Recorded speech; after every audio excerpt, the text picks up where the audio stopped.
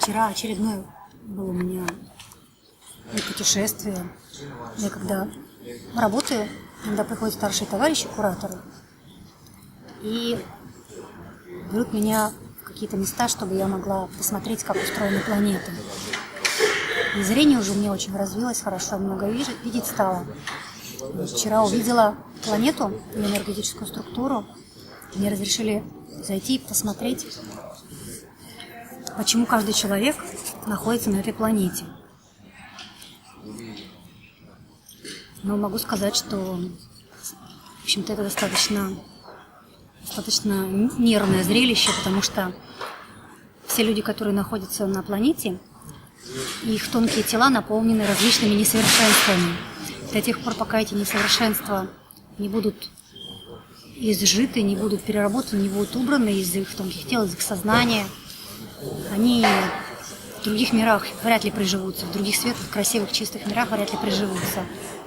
Могу сказать, что достаточно страшно, потому что можно увидеть общую массу, вот на планете можно увидеть общую массу копошащихся демонических сущностей, которыми покрыта вся планета.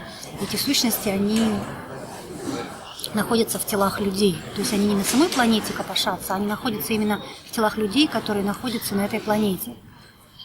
И я, честно говоря, не ожидала масштаба. Потому что когда не заходишь в тонкие тела, когда не видишь составляющие тонких тел, то внешне все иногда выглядит очень благопристойно. Хороший человек, от него хорошо пахнет, он хорошо одет, он более-менее прилично себя ведет. Попробуй задеть такого человека, сказать ему то, что ему не нравится, или обстоятельства каким-нибудь образом придавят этого человека до его критической точки, и из человека начинает лезть все самое некрасивое, все самое несовершенное, все самое страшное.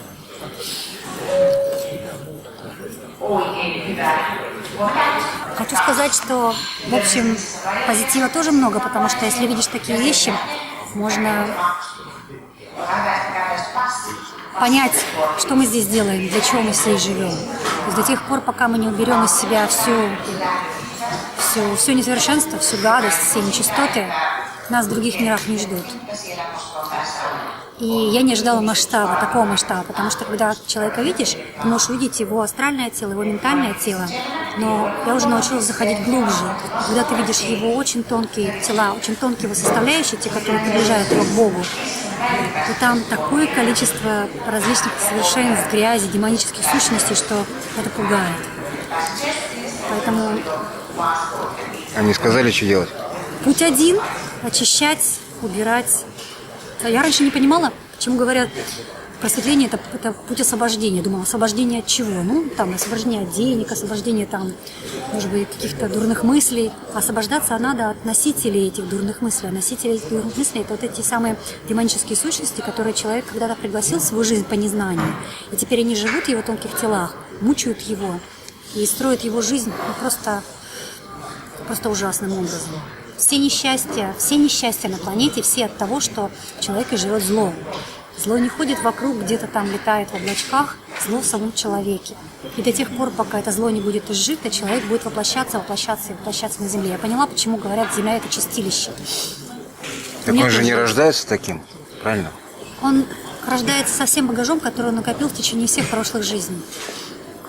То есть, если в прошлых жизнях он пригласил к себе демонических существ, и теперь в нем развились жадность, зависть, не знаю, агрессия, не знаю, содомия, то он со всем этим рождается в следующей жизни.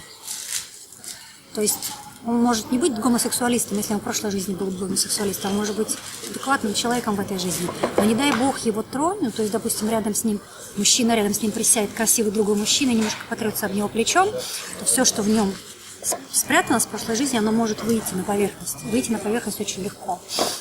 Поэтому просветление – это действительно путь освобождения от всего зла, от всей гадости в себе. Прежде всего в себе.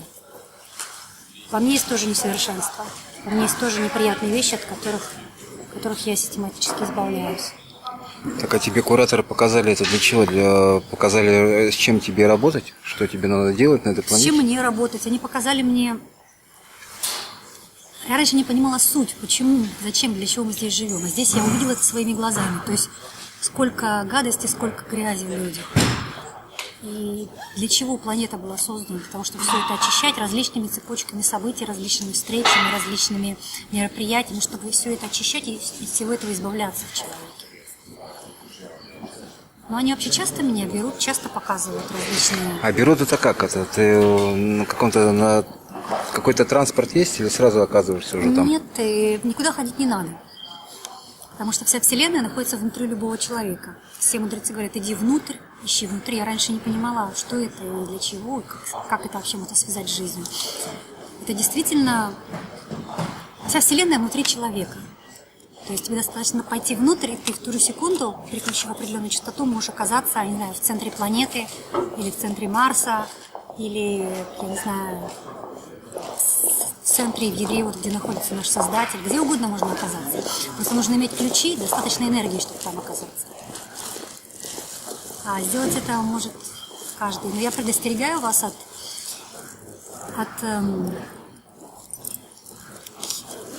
неадекватного представления о том, где вы можете оказаться. Потому что один человек может сказать, да я там был на Марсе, я там был на Венере, я там был где угодно. Но если этого человека, я не знаю, грязная одежда и материться через слово, то у меня есть большие сомнения, что он летает на Марс. Потому что человек, который может легко оказаться в любой точке, там, где он хотел оказаться, он, как правило, очень развитый человек. И, смотрев на человека, можно примерно понять, насколько адекватно он говорит о том, где он летает и чем он занимается.